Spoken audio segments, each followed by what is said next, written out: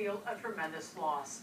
Here is some new video just into our newsroom of people gathering outside Mandela's home in South Africa, mourning his death, but really celebrating his life. Mandela is considered a hero for choosing peace and reconciliation rather than conflict. He served 27 years in prison, convicted of treason for fighting against apartheid.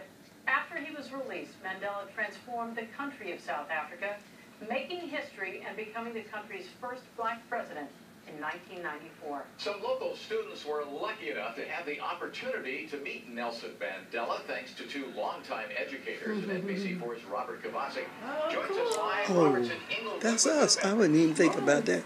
Chuck, they are two extraordinary educators who not only have influenced the lives of children right here in Southern California, but also they continue to influence the lives of children in South Africa. If you doubt the connection, this is a letter from the Nelson Mandela Foundation to Bettye and Hal Walker and their organization, Amen, that promotes youth education and technology.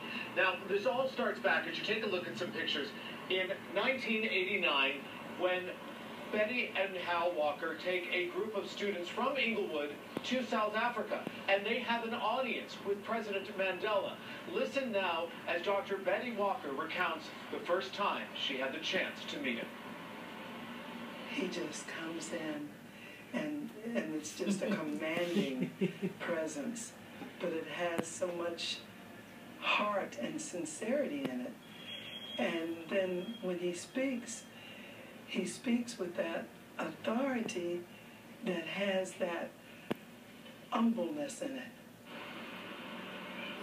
So what happens during that first trip?